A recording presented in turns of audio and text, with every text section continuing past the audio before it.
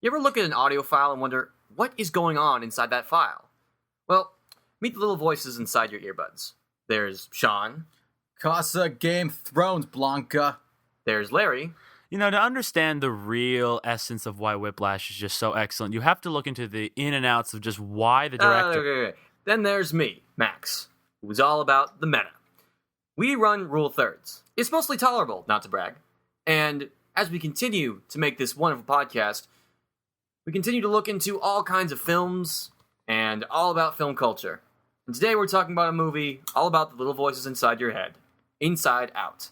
With that in mind, guys, let's reintroduce ourselves. My name is Max. My name is Sean. And my name is Larry. Rule Thirds, let's take her to the moon.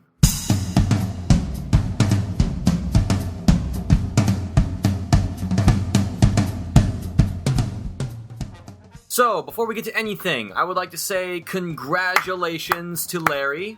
Congratulations. Thank you. I'm bowing. I'm bowing if you can't see. I know elementary school is difficult, but don't worry. You'll find a lot more interesting stuff to happen in high school. Actually, you're boned, dude. In middle school, you're going to be so boned. I know. It's so bad. I'm sorry. But in reality, congrats on graduating high school, Larry. How'd the ceremony go? I'm still thinking of trying to make a joke to combat that. The graduation was good. My principal said the word excellence 26 times, and then the president of the Board of Education opened up a fortune cookie that said excellence is overrated. So that was fun. Did you say a speech? No, I didn't do a speech, but we heard there were 5 or 6 speeches, I think. Of excellence. It was like excellence academics, excellence in the arts. Excellence. Yeah. Excellence is just so excellent. We excel at excellence. Oh boy. This is... Well, yeah, so congrats on that. I know you're going to a college in New Jersey. Rutgers. Yeah, I believe you're actually starting at the same time as we are, so that's going to be a nice change of pace. Yeah. If I'm not mistaken, you'll also be ending college in May now. It'll just end in that, so that'll be actually really nice. We'll finally be on the same schedule-ish. Yay! Everyone celebrate. Anyway, Sean, what have you been up to? Well, Max, I've been seeing lots of movies. I saw Spy. It was very funny. Awesome. I want to see it with you. I want to see that. I want to see See Spy. Well, I'm sorry you're not here, but you should go see it. I will. I've been eating carrots, which you might have heard earlier in the podcast. They're quite loud. And I've been enjoying my internship. That's about it, really, that I've been up to. We saw E3. Yeah, we also E3 was good. If we didn't have so many cool podcast ideas, we should. I would have loved to dedicate an episode to E3 because there's a lot to talk about. Everyone, let's just get our thoughts out really quick. Battlefront was awesome. Battlefront was Game of Show, and Nintendo Puppets were the best. Except the show was meh. Yeah, Nintendo podcast was really underwhelming. The Nintendo Digital event was blah. Sony's was awesome. Yeah, I'm very Sony excited. by far won. Yeah, also, I'll be actually getting a PS4 yesterday by the time this podcast goes up, so I'm going to be really excited for what's to come. What are you saying, Larry? Also, Square Enix bored the heck out of me. Boy! All right, and we have so many thoughts at E3. Maybe we should do something. We really should. And Unravel. The presentation of Unravel. That train of thought has left the station. You guys ever notice how quickly E3 becomes irrelevant? It's gone. I gave you a segue, Max. I gave you a segue. I'm like, that thought train has left the station. Thought train. And you didn't take it. No, I didn't. The thought train. Anyway, we should get on to the movie. Also, I'm 21 now by the time you hear this. Yes, tomorrow we shall go drink. We're not. I'll go drink some water. Well, maybe. We don't know. So, Sean, give us the community segment. So Seth said most likely won't see Jurassic World because it's expensive and it's not worth your money, honestly. On Netflix or whatever, totally watch it, I guess, if you want some entertainment. But I wanted to bring that up early in this podcast. The more I think about it, the less I like Jurassic World. Yeah. Whereas a movie like San Andreas is the positive is what's sticking with me, strangely. Jurassic World, the negative, is what's sticking with me. So precisely. Yeah. So what does Seth Campbell have to tell us? He says, any excuse to continue gushing over Star Wars. We agree. We love talking about Star Wars. Yep.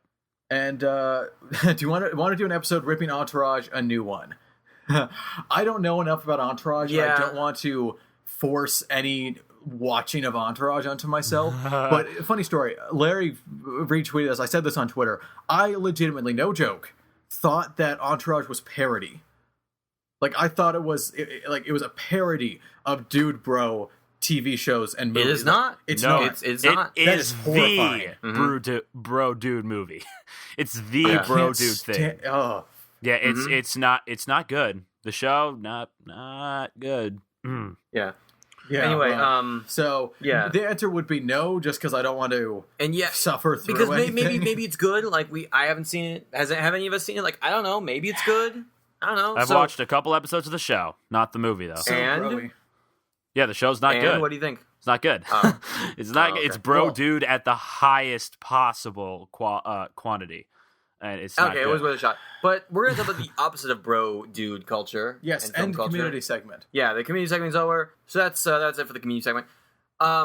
So today's topic is concerning a movie that I personally have been excited about ever since its announcement. I'm very happy to be hosting this episode of Rule Thirds because we're talking about the movie Inside Out. Yes. By the way, this might be the very first Pixar movie to not mention Inside Out in its dialogue, I think. Or Up. Up? Yeah, Up didn't say Up. Yeah.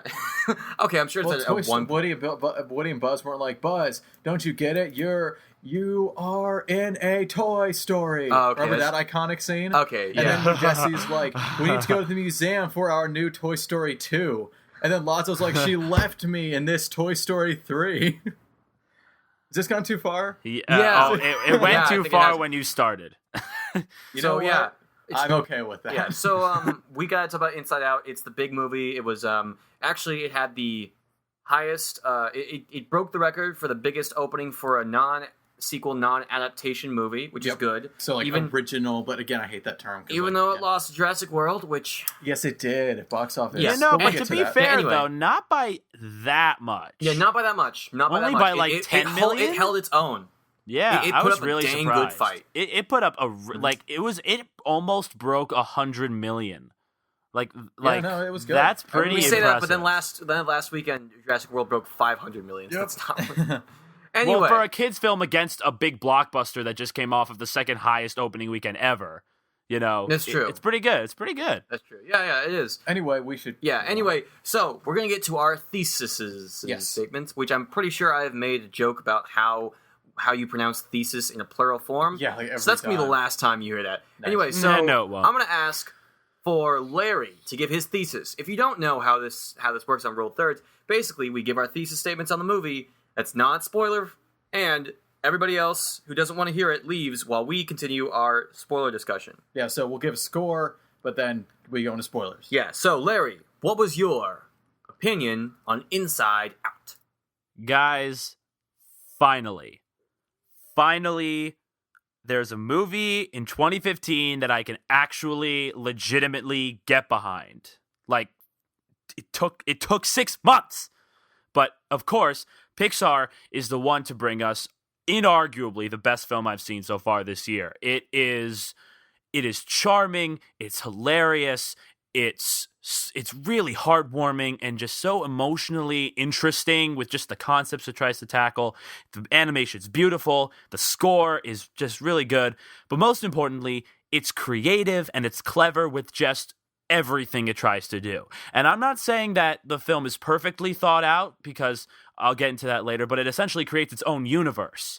And that's pretty admirable. Not many films nowadays take a pretty original idea. I mean, it's probably not completely original, but you know what I mean, and just expands upon it in such creative, visually interesting ways. This was a breath of fresh air on all accounts.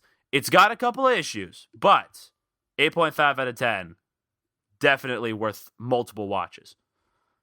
All All right, Sean, what is your opinion on Inside Out? Well, my opinion is very similar. I keep coming back to creativity, and I think, like, when I think about it, my engagement with this movie wasn't entirely... I mean, I cared about the characters, I cared about the story, and I don't want to come across like, oh no, those aren't the elements that were done well, because they are, but really it does boil down to the creative part, like, what's going to be next?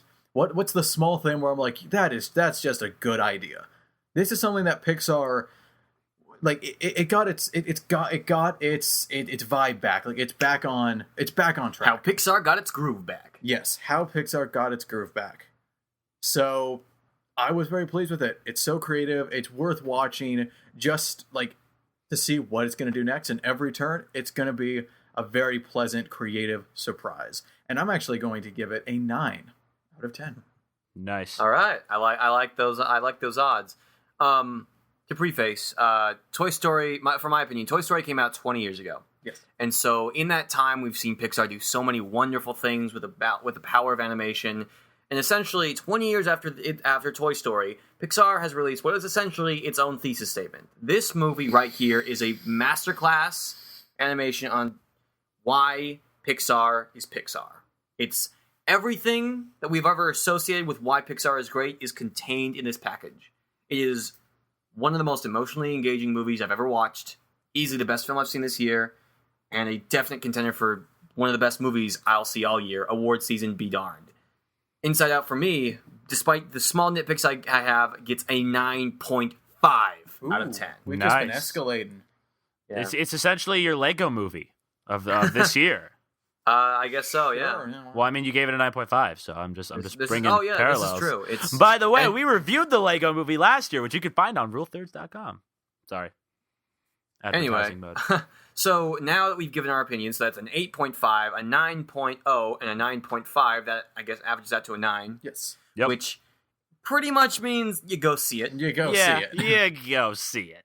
So, all y'all can stop with your rewatches of Jurassic World. Obviously, we would like you to go see Inside Out instead of Jurassic World again. Yes. A million times, yes. Yeah. So now with those people gone, now I'll kick back and go into spoiler territory. So we're headed into spoiler territory right now. So where do we start?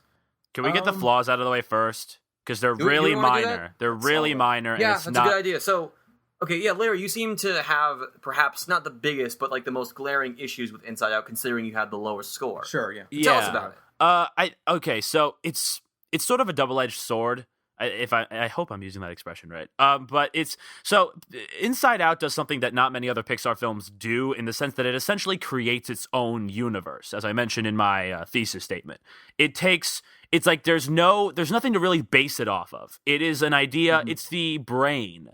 What does the brain look like in the eyes of Pixar? Right? It's a visually animated look at child psychology. Exactly, and that there is no basis. So it's incredible. I admire them and respect them on a whole other level for even beginning to tackle this kind of a broad subject like emotion and stuff like that. However, when you create your own universe, you have the danger of writing yourself into a corner when it comes to creating the rules of your universe and how things work. I think we agree on this. Okay, Continue, yeah. Larry. So I think I'm on board with this. Okay, awesome. So, and I mean, hey, listen, some parts of Inside Out's universe are actually really impressive in how simplistic it is and how much it works. And also, the film does adapt pretty well. I mean, the film adapts its rules like 5 times throughout the film, and it actually works pretty well. However, there are still a couple of concepts that are thrown around in there where I'm just like, is that really like possible / realistic / makes sense at all? Like, I don't know if I'm on board. Like, for example, how does she not feel anything? Like, there are moments where the emotions are like, we can't make Riley feel anything anymore. And I'm just like, is that, like... Depression? Possible? Like, is there, Depression? Depression. Oh, because really? depression goes past sadness, fear, anger, or disgust. It goes into a much darker place where there is nothing to feel. It's like, I mean, this is what I've been told. I've never been diagnosed with depression, but this is what I've been told. It's that it's not being really sad, it's being really nothing. Oh, okay. And unlike a sociopath, it's feeling the presence, it's when you feel the lack of presence of emotions, basically. Yeah. Okay. Well, I guess that makes sense. But I mean, I felt like there's just a few moments where think about like the personality islands, which is a really clever idea. I like that. But like, there's only 5 of them. Yeah. Well, because everything that a personality contains, there's like 5. Now, here's the thing. Right now, here's the thing that actually the movie kind of solves for itself. Like, nostalgia works in the sense that it brings you back to a simpler time, right? I say simpler in quotation marks because you can't hear me making those quotation mark things. Thanks. Yeah, it's not working. But I think it is simple in the way that how it makes us feel. If we see something, we feel sad. If we see something, we feel disgust. As we grow older, as Riley does in the film, it gets a little bit more complicated. And so really what I would argue is that Inside Out is kind of a visual representation of the end of childhood and somebody experiencing that's that. entirely what it's about. In fact, theoretically, what happens in this story might happen to every emotional thing. You know, like this idea, you know, even though it's not exactly like, even though joy and sadness go off protocol and off into this different place, maybe that's just what's needed. You know, like it's like everybody is so simple at the beginning. Joy is happy, sad is sad, anger is angry, and then as it goes on, as we get to the end, it's a little bit less like. It's a little bit less black and white. It's a little bit I mean, grayer. a perfect thing about the film that I think is probably one of the most brilliant aspects of it is when the emotions start working together to make memories.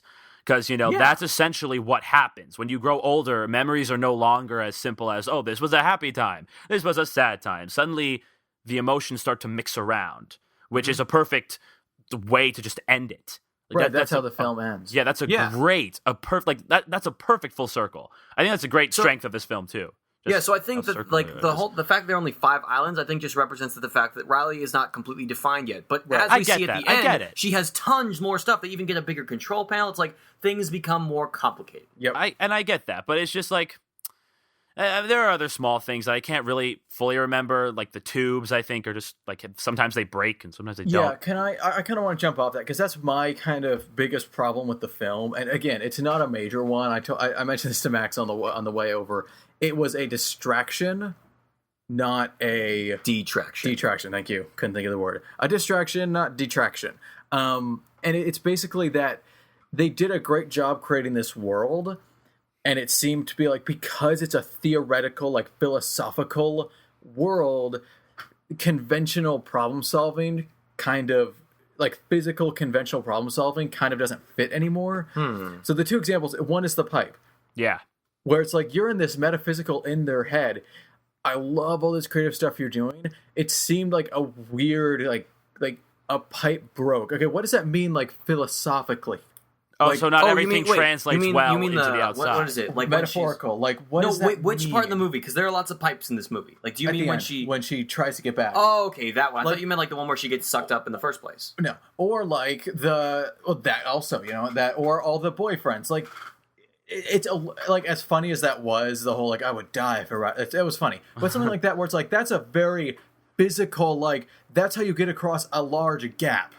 You get on something tall and you fall into a trampoline. Okay, this would be like an animated movie solution, which this is, but you kind of get what I'm saying. Yeah, or stuff like how they got out of the memory, when things drop down there, they're forgotten. The chasm, whatever, the abyss. Yeah, that too. They get out by just physics.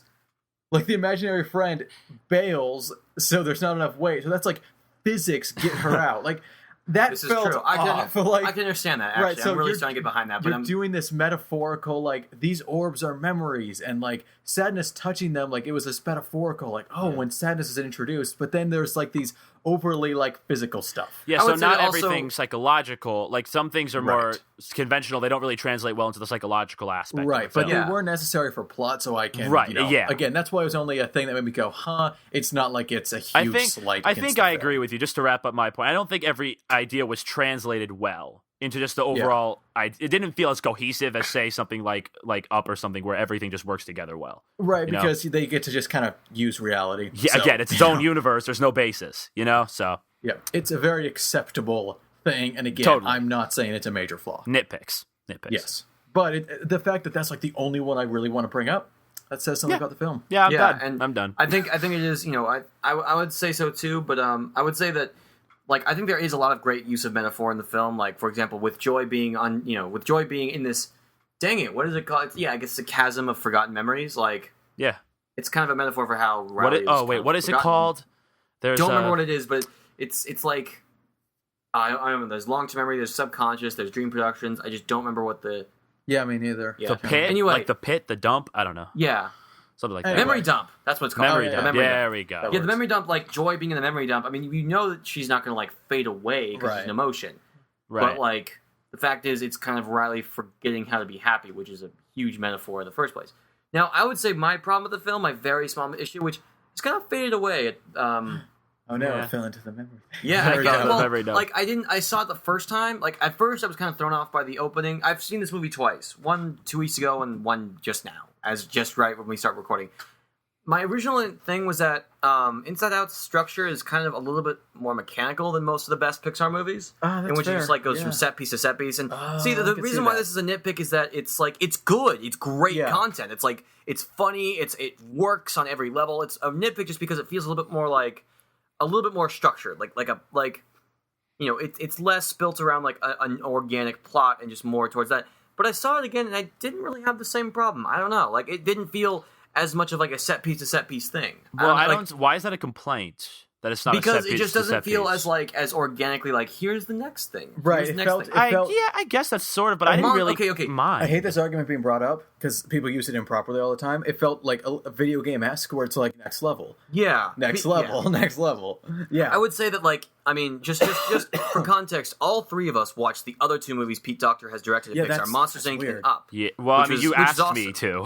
yeah, we all did, and I think we're I'm not going to bring up these two movies for that much comparison, but Monsters Inc. kind of does a thing where it has a lot of set pieces, but they don't go from structure to structure. Right. It's just it's very much driven by character. But at the same time, the counter argument could be that they're trying to do world building. They want to show all these cool ideas. Yeah, they have. they totally do that. So that's why it's a nitpick for me. Right. Also, I think that maybe disgust was underused a bit. Actually, that's another thing I wanted to touch on. Another kind of slight minor. I liked all the emotion characters, but maybe the film was a little... Okay, the film for me lacked a little bit in character depth, and that was kind of... It kind of had to happen.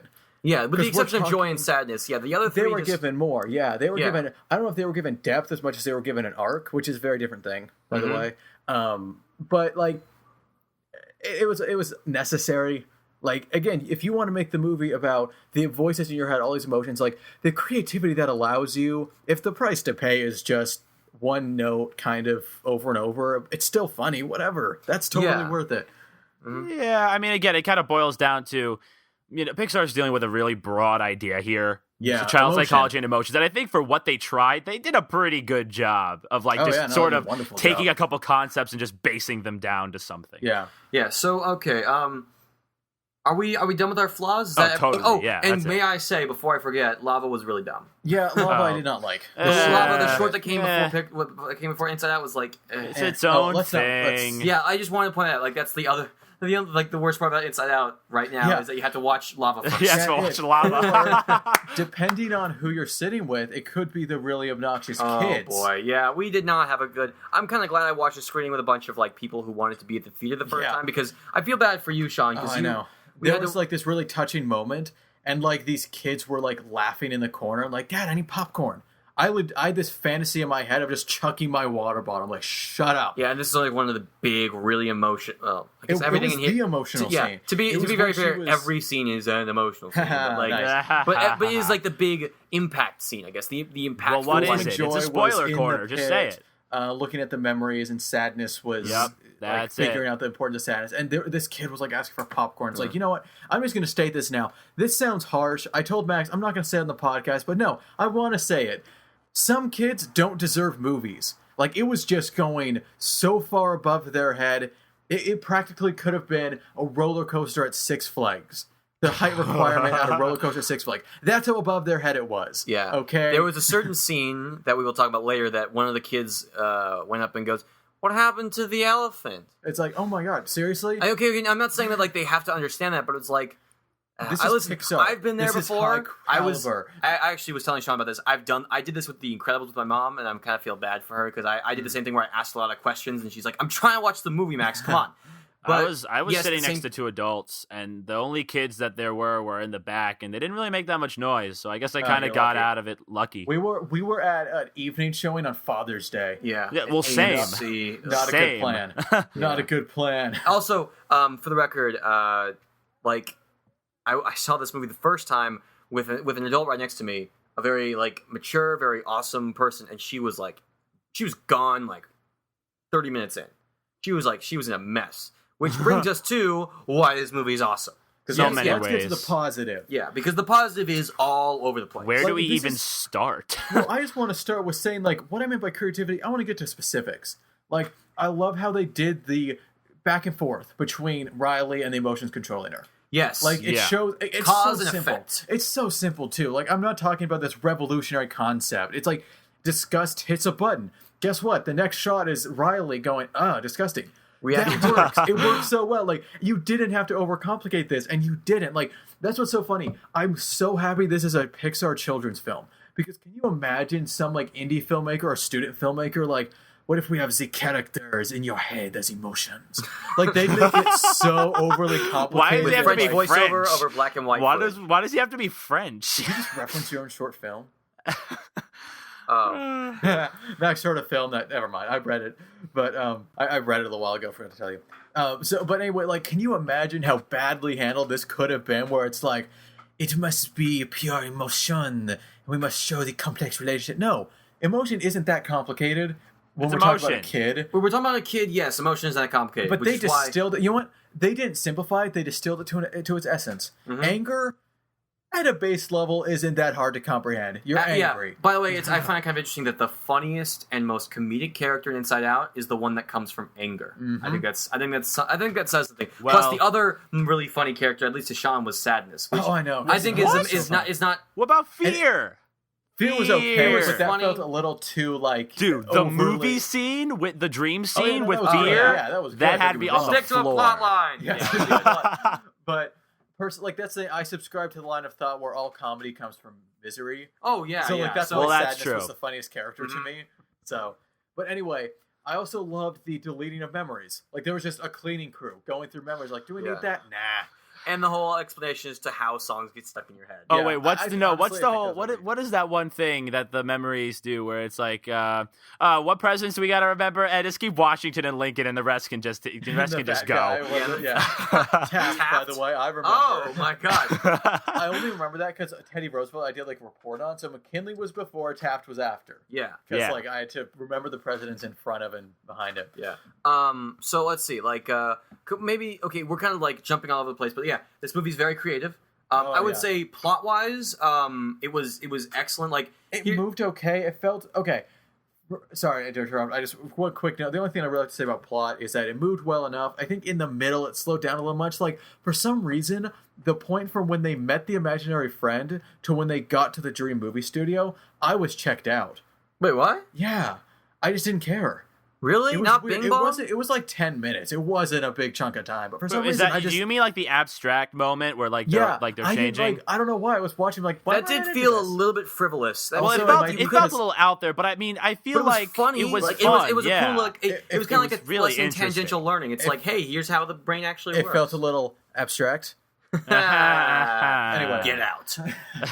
Anyway, also I didn't really like that character that much. No, Bing, Bing Bong. Bong, you didn't? I think Something he was just- okay. I something think he just was kind of bothered me. annoying because, and I found that endearing and not necessarily irritating. See, that's the thing. It wasn't annoying. It just felt like something Yeah. was kind of. It wasn't creepy. It just felt off. The Oh, actor is great though. I think the voice actor did a great Yeah, job he with it. sounds so familiar. Yeah, I know. Ah. And he We should get to the voice cast in a little bit though. So, what did you have to say about plot, Larry? Okay, I think that I don't know if this has to do with plot necessarily, but I think that the overall the structure and the sequencing of events, I don't know, just how the plot came full circle at the end was just brilliant. Like I think it captured such a brilliant moment. Like just a perfect like time frame, like the end of adolescence, right? Before puberty. No, not the end of. Wait, it's the end of adolescence. Or is it the beginning of adolescence? I thought Inside Out was End. a portrayal of adolescence from beginning to end, but no, that doesn't make any sense because that was really quick. I think it was the end. Yeah, it was Okay, the end of like, hey, adolescence before puberty. I Simpleness. thought adolescence ends at 12, and then like it's. I don't know. It's like it's when you're allowed to play the simple card because kids aren't that developed yet. So it all worked well, and just the way that like happy and that joy. I don't know why I call it happy. Joy and sadness sort of found an equilibrium between one another. Yeah. I felt that message is such a good. Pixar is so good at good Can we messages. just- you know what? and morals. Let's get to it. The heart of the movie is its message. Let's talk about Yeah, the the message. message. message of the movie is that emotional pain is just as important to understand and comprehend life as much as emotional joy and See, happiness. that's the thing. You like, I can see that, but the way the end, and it was. I'm basing this off one shot, but it really spoke to me. There was a shot of like all the emotions, like there was like green and purple. There was like her new memories were mixed. Yeah. and I think it was more about like it's not that simple anymore. And it sounds condescending, but I can speak from experience. Kids' emotions aren't as complicated as now. And I don't say that as a bad thing, and I think it's accurate. I think that, I'm not, and it's not like kids are all the same and dumb and simple. Like, no, I'm just saying that, like, it's easier to define what a kid's going through, even if they're a bit confused on on emotions sometimes, which they are. Kids are new to life, so whatever. And we're barely out of kids anyway. Let's be honest, we're youngins. Yeah, we are. Larry, you're like legally speaking. Wait, are you 18? 19? Yeah, I'm 18. Yeah, Okay. so you're legally just over kid. Yeah, pretty much. Anyway, but so I don't want to sound too condescending, but I think it's true. As you get older, it just gets more complicated. Each memory, each emotion. And I think that was the message. It's a brilliant message. It's not simple anymore. It's all needed. It will all be there. And to be healthy, they all just kind of have to mix. So I think what the movie has to say is very good. And honestly, I'm starting to get on Team Disney, honestly, like just based on the movies they've been putting out recently. Like their messages are very like, there's something like to actually cheer about. That it's it's okay to be emotional. It's okay to cry. That's what Big Hero 6 developed itself around. Same with Inside Out. Like it ended with sadness. You just need a good cry sometimes. Yeah, you just do. Riley needed sadness. Yeah, the plot was resolved when she became sad. Yeah, another anti-masculinity message, which I'm totally all about. Thank you. What I really love is just this is not one of those typical cliche like sometimes you can't judge a book by its cover or always see the best in people. Yeah, you can. It's really interesting because like you think that at first, but like it's actually it's not the problem with sadness. It's Joy's problem. She's never given sadness a chance. Exactly. Yeah, I liked honestly. It's funny. I just criticized by saying like the characters were all a bit one note, but I liked that it was never like Joy has that dark side or sadness becomes good. It's like no. They kept two emotions. Sadness is always sadness. But joy is But sad there's sometimes. catharsis from it. Yeah, you Basically, notice... Inside Out can be summarized in that one Fairly Odd Parents joke. It's okay to be sad sometimes. You notice as the movie goes on, like, the emotions that are supposed to be just joy and sadness and anger, they start to actually be the other emotions. Like, there's a moment where angry is happy. There's a moment where joy is sad. My kind of people. Yeah, exactly. But again, I would argue smart. they never flipped. They all stuck they to never what they flipped, but they have their also. Right. You notice Joy's aura goes to blue when she's sad. Huh, Yeah, in the memory dump, her aura becomes blue. Actually, I think it's like a light. Here's the thing. Okay, I thought it was yellow. Point this out. Joy's hair, the only two characters that share a similarity are Joy and Sadness, both having blue hair and blue eyes. Huh.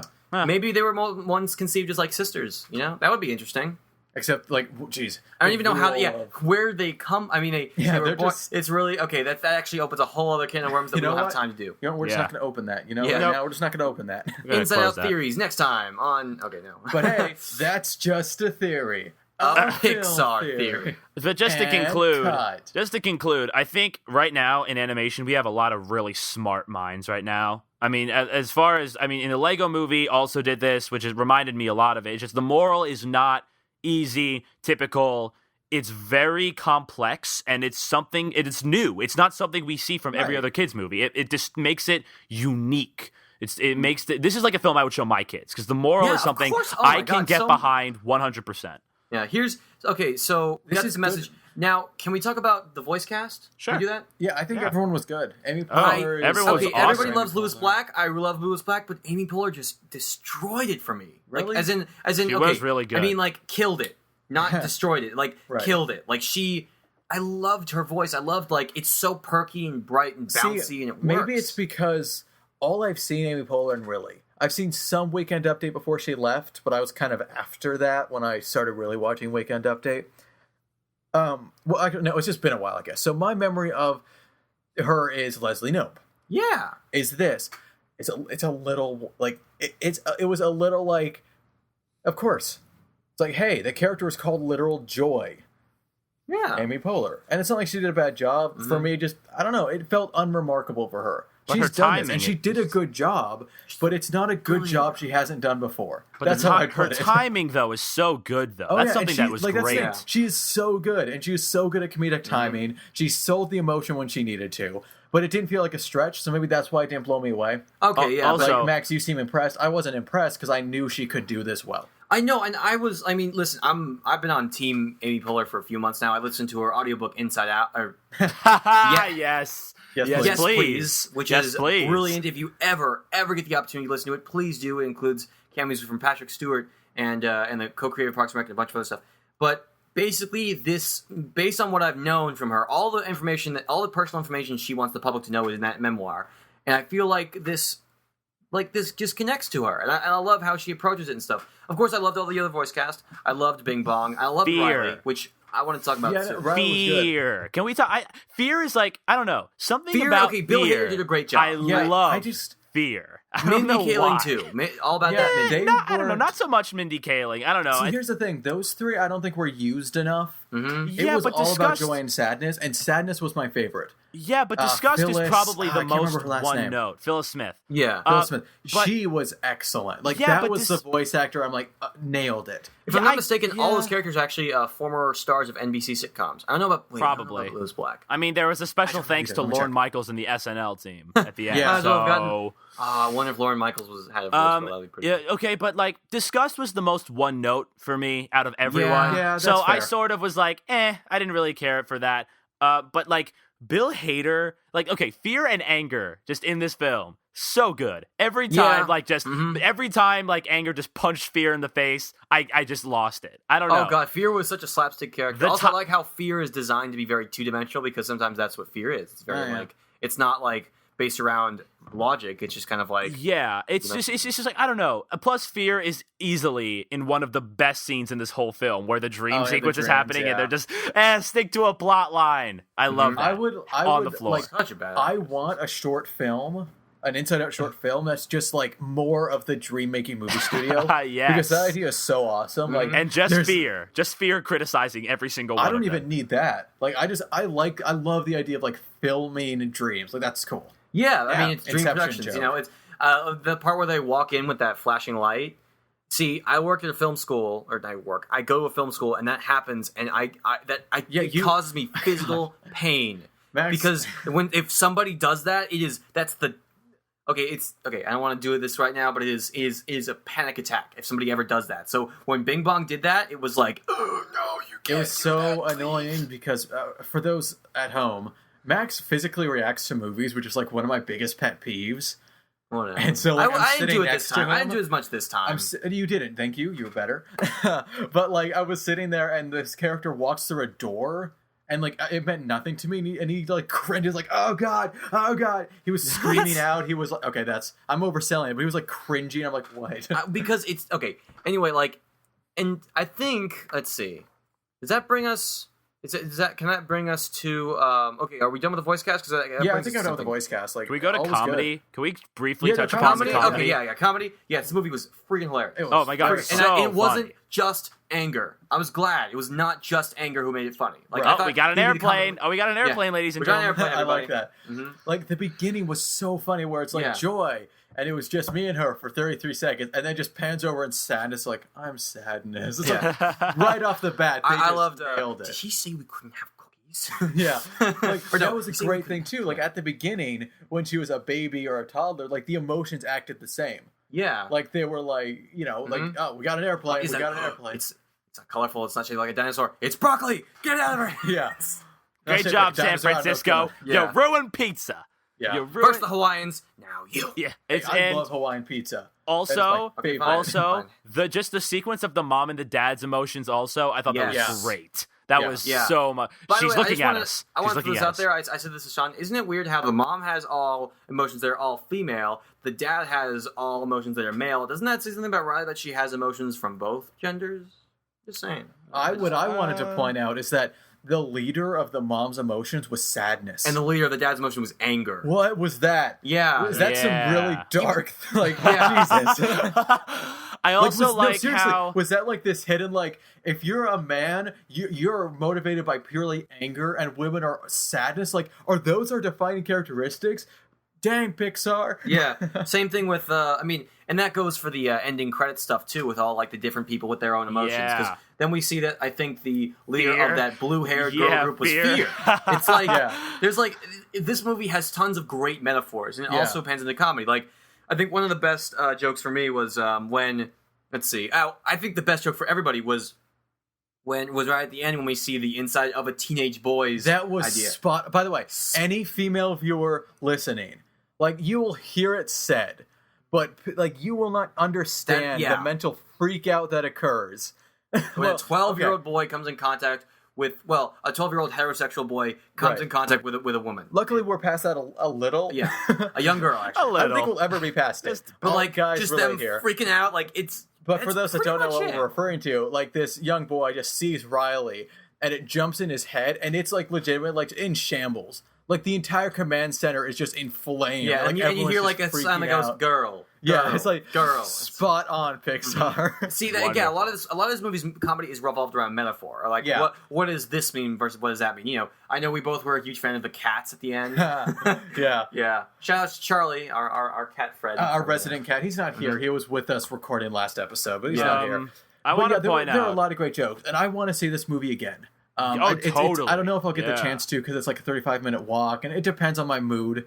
You know, I don't have a car or anything. It does. It depends on the mood. It's not like I really have any friends to go with. Unless you want to see it a third time, like, we can go. But. Maybe it will just go to a showing that does not have kids. You Yeah. know a movie, in my opinion, if I want to see the movie again right afterwards, you've got me. You got me, you hooked. Okay, I want to talk about that. Okay, so do we all agree it was really funny? Wait, So can I nothing point out else? one more the quick point thing? I was making really Oh, quick, yeah, like go ahead, before I finish just it. forget it and Yeah. or get talked over.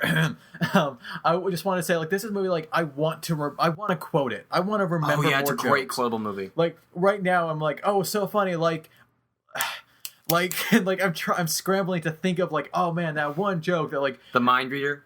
that was good. DANGER. Shortcut. See? Yeah. But I want to see it again just so I can remember the really funny jokes because there are moments where I'm like, bravo, well done. Forget it, Jake. It's Cloud Town. Good reference. That's a good reference. I was like, oh wow, you went there. Did Okay. we overlook the flat out murder of those two Cloud characters? Yeah, Oh, those, yeah. that was Oh, murder. yeah. That was like murder. You literally blew those people out of existence. That's like dark. Pixar, you're dark. This movie.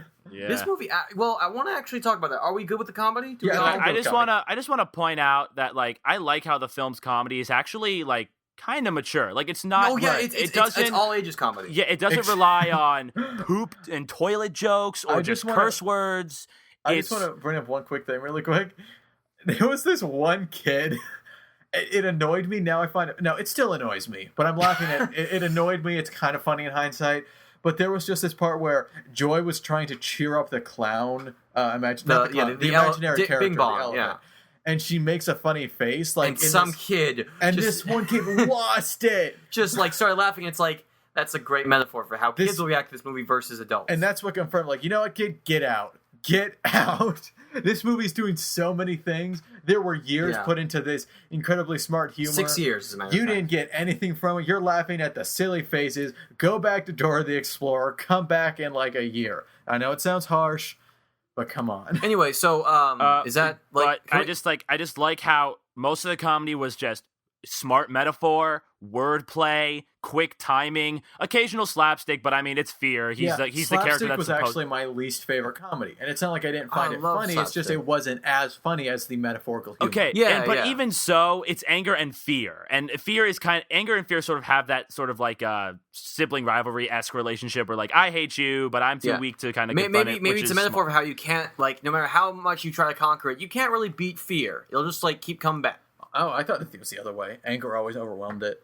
Oh, that's Either true. way, Right there. Fear either way, leads to anger, as we Anger all leads know. to hate. Hate leads to suffering. Anyway, here's something that's funny. An Smart example comedy. of this. yeah, Right before, this was on the Skype call when this happened. Wait, no, it was right before the Skype call.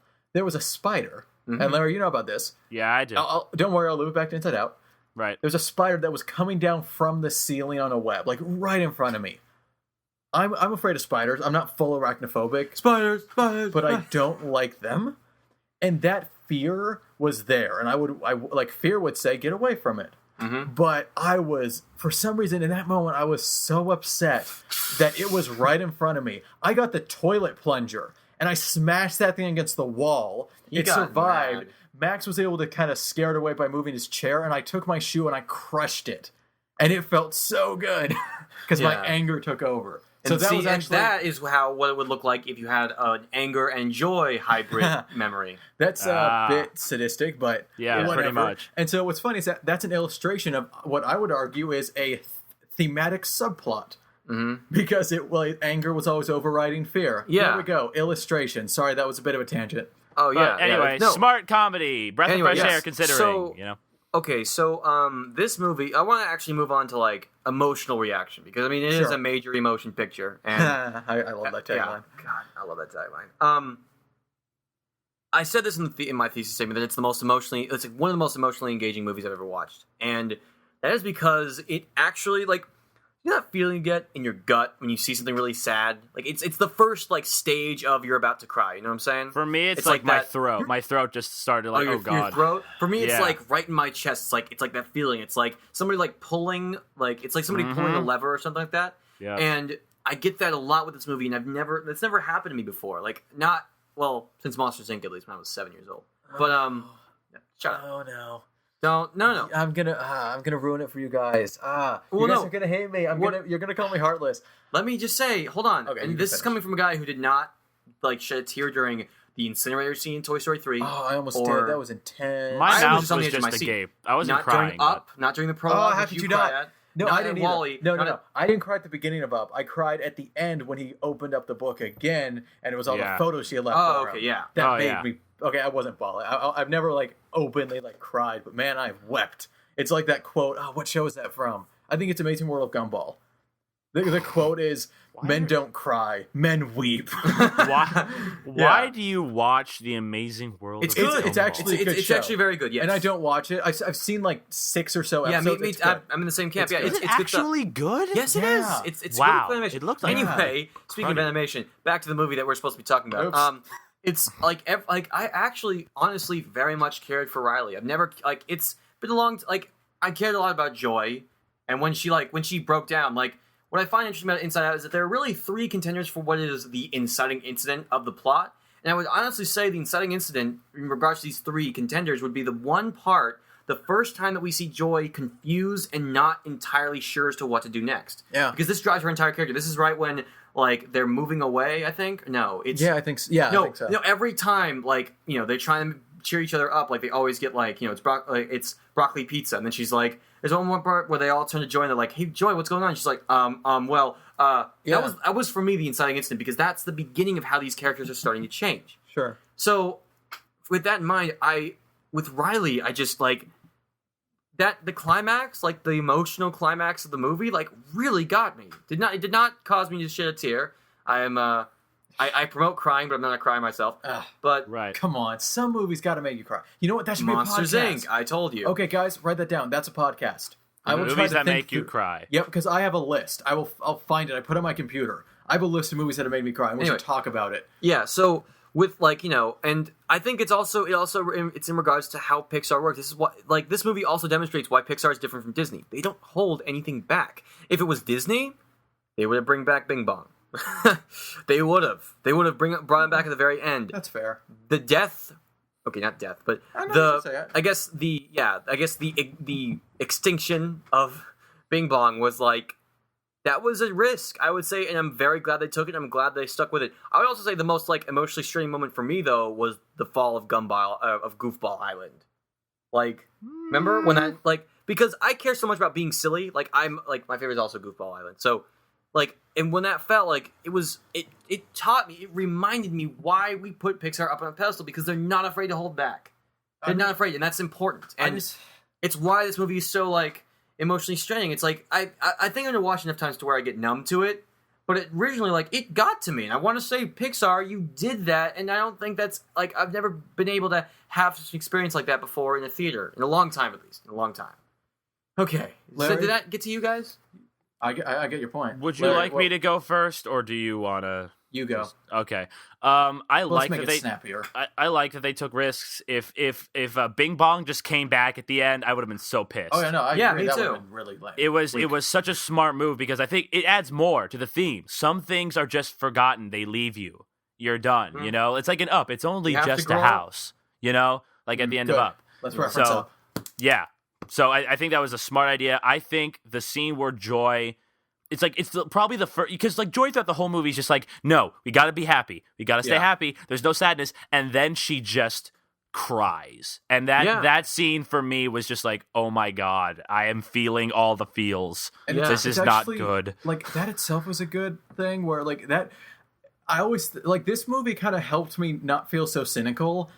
I don't know if you guys agree. I don't trust people that are always happy. Oh yeah, because when they get mad, they get right. Because either it's not healthy.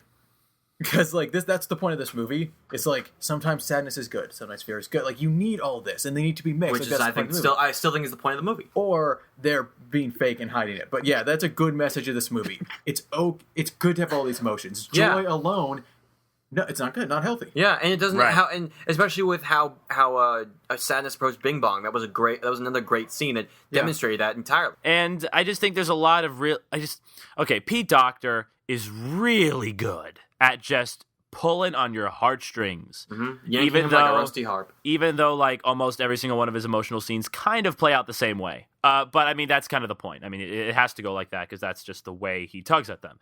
But here it just felt like a lot more because the subject was much broader. It's emotions. Everyone feels emotions. Not everybody meets a monster in their closet. So good on Pete Docter. Good on Pete Docter. He's really good at just children drama, like not adult drama, but just thinking about children, how they react to all this stress and stuff, not just adults. Yeah. So. In fact, Pete Docter has gone on record to say that Riley was actually visually and character-wise based on his daughter. You know what his daughter's name was, Ellie? I mean, Larry? That was her name, Ellie. Like, the other character in Pete Docter's movie. Hey, fun fact. Young Ellie was in Up was voiced by his daughter. Oh, cool. So it all comes back. And to a circle. The Scoutmaster at the end, who's giving away the badges, is voiced by Pete Docter. So, oh, yeah, and you ready to feel old? Go. That was Pete Docter's daughter voicing Ellie. Now she's 16. Yeah. It's been wow. This movie took 6 years to make, y'all. So, can I be a buzzkill now? Yeah, go ahead. I gave this movie a 9. I love this movie. It's kind of arguable if it's the best movie I've seen. I'd kind of think back, it probably is the best movie I've seen this year so far.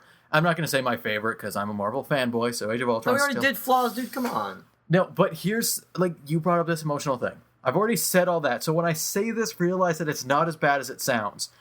I didn't get that emotional reaction to this film.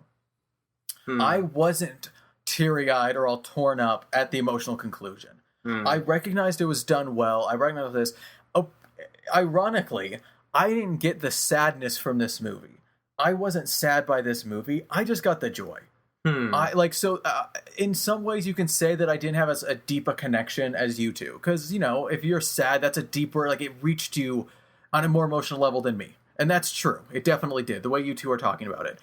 But I don't know if you guys had this exact same thing, but for me, it was just, I loved seeing these new creative things unfold. And that's why I gave this a 9. Because it was a happy movie for me. So even though I say that the characters didn't feel as developed, or that I didn't get as much a gut reaction, especially as Up, his previous film, I don't see that as such a bad thing because I got something so different, something that only Inside Out could provide. This type of creativity is something only Pixar can pull off, and this concept is able to deliver so many things, and it did. So that's why it still's a 9, even though I do say I didn't get what you two did. So I'm glad you did, but... If I may, I think that might have reason to do with other deeper psychological reasons, maybe? I don't know. Uh-oh. I mean, I've never moved before like that at that age, but I still connected. Moved. But I mean, I think maybe something about Up and just the way Up's characters are them maybe hit you harder because of another thing. So I don't think it's that. I don't think it's that big of a deal that you just didn't feel as much of an emotional connection as maybe Max or I did. I mean, this actually, I don't think this actually had to do with anything, but I moved to the other side of town and lost all my friends and had to make new ones. So I mean, maybe that's why well, there you go. I was not. Yep. I was 8 at the time though, so I don't know if it's that much different. But okay, let's see. But I think we've made our point. I think Larry, you and I had this emotional connection with the movie that I think won't go away for a while. Well, I just think the characters were just so well. Just we care about these characters for real. Joy and sadness. Yeah, and it's weird because even though I care about those characters, I care about Riley the most. I really did. I'm team sadness. Hashtag team sadness. My favorite character. Hashtag sure. Team fear. Team fear all the way. No, hashtag team sadness. Team Riley. Fear. Let's see. So, okay, I think that's all the points. I actually do want to point out, I want to say the score was fantastic. I nice loved little it. melody, nice ditty. The minute I got the chance, I pre-ordered the album. I've been listening to it. That opening is it's got a brilliant overture. It's wonderful. I just want to say it's great. Also, especially Especially, I think one of my favorite moments is when Anger pulls on the levers the first time. We hear like that little like drum solo. Remember that part? Like it's the part where like he turns up for the first time. He's like, yeah. That was. I think that's just like a great, Paul Giacchino. Whoever wins this weekend, Paul he wins. Giacchino. Not Michael Giacchino. I don't know where Paul came from. Paul Giamatti. Paul. Yeah, Michael Giacchino, so to speak. He did Jurassic World and then he did Inside Out, and I think he won both times. One more thing before we get going. I would like to see an Inside Out short play before a Disney movie. I would like to see another part of Riley's life with all these characters. This has a lot of potential. Do what you're doing for Toy Story, Got but too much potential. Do we want a sequel? No, we don't want to. I want shorts though. I would love a sequel, but at the same time, it would have to be Pete Docter. It would have to. And you'd have to think of something like. Not only that, but you're dealing with puberty, and I don't know if Pixar wants to really go there. Well, I mean, would it? I think they could deal with it. I think Pixar can do anything at this point, really. I guess so, but I think puberty is just a little past. I would like to see Riley's first encounter with like romance. I want to see how the emotions react to that. I can Short only assume film. they all. Yeah, like a short that plays before the next live action Disney movie. Anything, it'll be better than Lava, I guarantee it. Don't get me started. It's gonna win the Oscar anyway. Who cares? No. It's gonna. We all know Disney is gonna. It won't. Not this one. Anyway, I think that wraps up all our feelings on Inside Out. We're all very positive about it. I don't think our scores have changed. Nope. I'll just say, not at all. I don't want to make any judgments here, but it's probably the best movie I've seen this. Like, it is the best movie I've seen this year, and the best movie probably will be one of my favorites of the year. Like, at the end. I'll be surprised if this isn't in my top 10. Like, I'll be really shocked. I'll be surprised if this is not in my top 3, maybe. Ooh, okay. No spoilers here. But yeah, Larry, do you agree? Are you like, Oh yeah. I mean, this is so far the only film this year that I honestly am just like, this is great. Like the people who made this are smart, and it fulfilled the hype. Yeah. And it was really great. And I wanted to see it again. The only film I wanted to see again last year was Whiplash. And we all know how that went. So, there you go. So, I'm glad to see. I don't know if I'd ever call it a comeback, because I think Pixar makes good stuff anyway, but it is good to see them back on their A game. I call it a comeback. I would too. Return to form. Anyway, that concludes our podcast, our review of Inside Out. Again, Larry's score was an 8.5, Sean's score was a 9, and mine was 9.5. Basically all saying, go see this freaking movie right now. Go see it. Yeah, seriously. Skip Jurassic World, go see Inside Out. You'll probably have a much more fulfilling experience. Yes. Anyway, speaking of Jurassic World. Yeah. Next week on Rule Thirds. Hey, can I say it? Because I want to host. Go for it. Go for it. So, if you saw our Jurassic World review, we weren't too hot about it. No, we weren't. No. But during the review, we kept saying, why didn't they pursue this? Or this could have been more interesting. And so at the end, in case you missed it, we said, you know what? Let's do an SML Studios Jurassic World, but better. So that's what we're going to do. We're going to build a better Jurassic World. Woo! Sometimes to build a better world, a better Jurassic World, you got to tear the old one down first. So and that makes enemies. Nice. But before we go, let's quickly ride over to the Fantasy Movie League segment. Yes. All right. Fantasy Movie League time. Very exciting way to that. A new way to end the podcast. For those who don't know, we're doing this new website, fantasymovieleague.com. You pick movies that you think are going to do well. Real world box office comes back. You get fake money. You compete with your friends. It's great.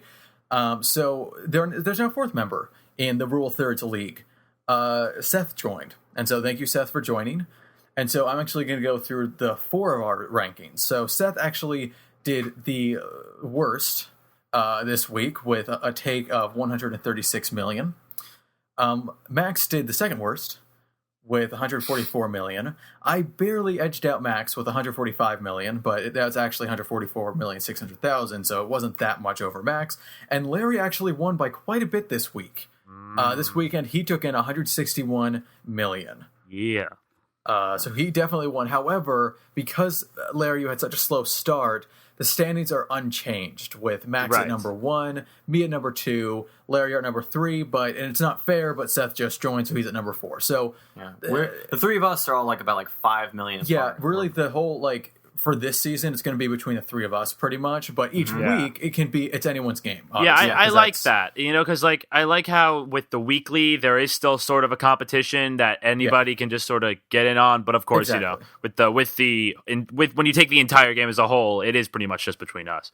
Right, because we started a week sooner, but as soon as the summer season is over, we'll start a new season, it'll all be equal. So yeah. But now let's get to our picks that we've made for this upcoming week. And you can afford both Jurassic World and Inside Out, which you'd think, no brainer.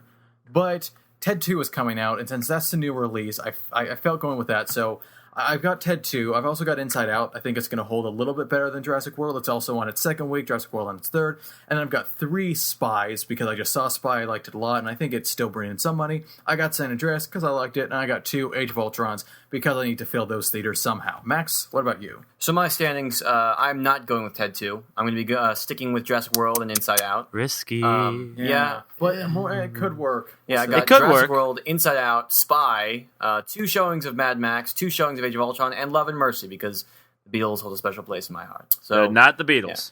They're the Beach Boys. Wait, what? Oh, It's I the keep Beach thinking it's Brian Boys. Such Wilson. a special place in your heart. It's the wrong band. I keep thinking it's Anyway, I know Larry. it's because I know there's going to be a movie about the 5th Beatle. I mean, not the 5th Beatle, but like that's what's going to be called. Never mind. I've Larry? been a fool of myself. Yes, so. Larry, you made a fool on the hill of yourself, Max. Nice. Larry, Nice go ahead and do one. your picks really quick. Okay, so I'm going to go with Ted 2. I'm doing Inside Out because I just think it's going to hold up a bit better. Considering it's the second week in Jurassic World's on the 3rd. So we got Inside Out, we got Ted 2, we got 2 showings of Spy, 2 showings of San Andreas, and because it's been dropping by not such high percentages, I'm going to go with 2 showings of Pitch Perfect 2 because it's been pretty resilient throughout the last couple of cool. weeks. It only dropped 16%, and it's only on it's on its like what 5th week? Yeah, that's good. You know what? Good call. Okay. But now that we've said it on the podcast, we can't do any changes. Now No it's changes. all locked in. And that ends the Fantasy Movie League. Seth, make your picks and let us know in the comments if you want, what you picked. And any other viewer, feel free to join in. Again, it's the Rule Thirds League. You will see Cinemax, Citizen of the World Cinemas. And Larry, what did you change your name to? No, Movie Fun Time. I'm sticking with Movie Fun Time. Okay. And then you'll see Unisys Cineplex. So you'll know what it is. It's Rule Thirds, 4 members. It's not hard to find. And the password is cinemattack. No capitals, no nothing, just cinemattack. Yeah, cinemattack, not cinema attack, cinemattack. One word. And yo, Seth, So- make a name, man. Seth, what's the think name a of your cool name. Cineplex? Come Or on. at least capitalize the E to make it official. Yeah. Okay. Anyway, end Fantasy Movie League segment. Thanks, Sean. So, that in mind, guys, I think that brings us to the end. I'm glad. Thank you for listening. Thank you so much. We've had a lot of fun. I'm glad we got to gush about a movie this time Yeah. instead of like talking about the flaws and all this stuff. We could just talk about a movie that we all really enjoyed. And this only brings up I think the next big question for me regarding Pixar is, how's the Good Dinosaur going to go down? Yeah, 2 in 1 year. It's got to follow It's this the first up. We'll Pixar see. movie it's the first year with 2 Pixar movies, and The Good Dinosaur has had a very troubled production history. I'm very interested to see. I'm very intrigued. It's Pixar tackling dinosaurs. Like, that on paper sounds awesome. Yeah. So Isn't I'm really looking forward. Is Neil Patrick Harris in it? Is that No, supposed to be a the thing? cast has been completely replaced over the course of the last 2 years. Oh, So, all right. Whoops. I'm looking forward to that coming this November, but until then, guys, until next week, we'll get to Pixar then. My name is Max. My name is Sean. And my name is Larry. You'll hear us later, guys. See ya. Zoom. See ya. I was thinking the high. Oh, wow. Okay, so now you're doing it. Fine. See ya. I'll jump on the bandwagon. Come on, I'll Sean. jump in. Let's go get some alcohol drink beverages. Yes, the alcoholic drinks which we will smoke like a cigarette.